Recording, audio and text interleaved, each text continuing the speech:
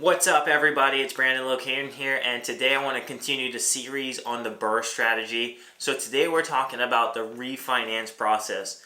What does that look like? So just to recap, BRRRR, buy, rehab, rent, refinance is what we're going to be focusing on today. And finally, the last R is repeat. You get to do it all again. So if you haven't seen the rest of the videos and you're jumping into this one, definitely go back and start the series over.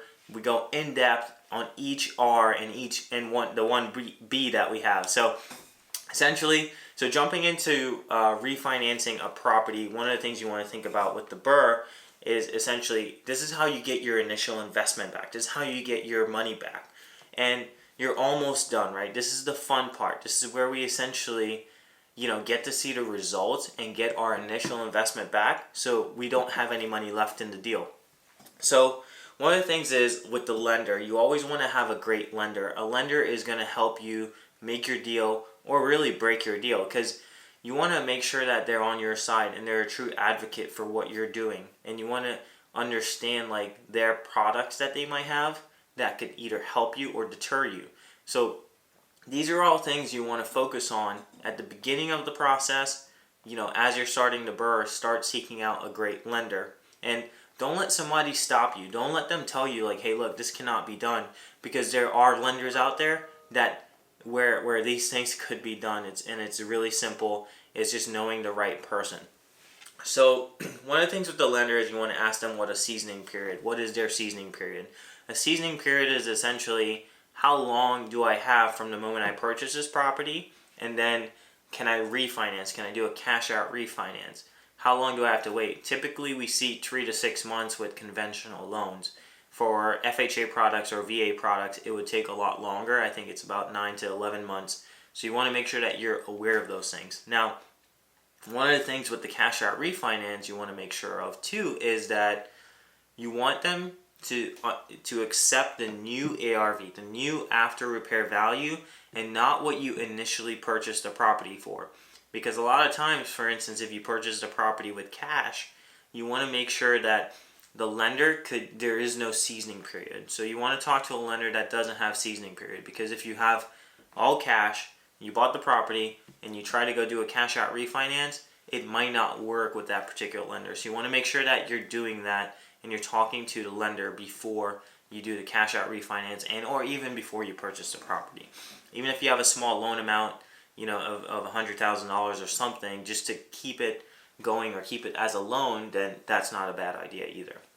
So you want to talk to your lender also about refinance and LTV, loan to value, which really means that what is the maximum loan to value I'm able to go up to? Is it 80%? Is it 75%? Is it 65%, right? You want to make sure that they understand what you're doing, and your formula, you have to get up to 75 to 85%, okay? So like this is why the BRRRR works, is because you want to do a loan to value of ideally around 80% and still be able to cash flow on the property. That way you have an infinite return as long as you purchase it with the formula, right? 70% rule. So the other thing too is you got to look at how appraisers look at property, right? They grade properties from C1 through C6, right? So C1 is new construction. If you're buying a BRRRR, more likely it's not going to be new construction, right? But it's going to be C2. So you want to make sure that the appraiser understands that. You want to make sure that they have a list of updates that you did to the property when you're doing the refinance process. The appraiser is going to come out. He or she's going to set an appointment with you, and you're going to provide them with comps, and you're also going to provide them with a list of updates that you did to the property, okay? So this is really important because you want to track everything. We document everything, so that way, like when the appraiser shows up, you're good to go. Next thing is your comps. Pick out 3 to 6 comps that are in the area that have sold on the retail market, and show them that and say, hey, look, my property is better because it's C2, or it's the same, it's a C3, right? Maybe you didn't do that much work to it. So you want to make sure that they understand that you understand their language and you understand what they're looking for. Tell them that the roof has been replaced if it's been replaced. Tell them you put hardwood floors in. All these things matter to the appraiser. That's why it's important to have a list of updates on the house, a list of upgrades. So make sure that you create that as you're going through the property, if not beforehand. Next thing is your appraisal results. So Now you'll be able to get 80% of your ARV back in a cash out refinance. You want to make sure that the ARV looks good, and you're willing to lend, and the bank would be willing to lend you up to 80%. Don't let a bank tell you that they cannot do it. And that's essentially the gist of the refinance process. Make sure you pick out a great lender. Make sure you meet the appraiser on site.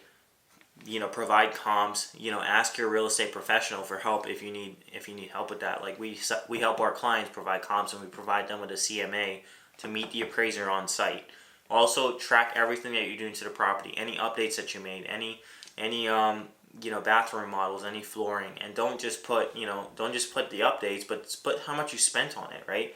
And if you did all the work yourself, like put how much it would cost a normal contractor to do this work, because your time is worth something. So you want the appraiser to look at these things. So that's essentially the refinance process of the BRRRR. I hope you guys enjoyed this video. Definitely hit the subscribe button below. Go check out the full series, and I'll see you on the next one. Take care.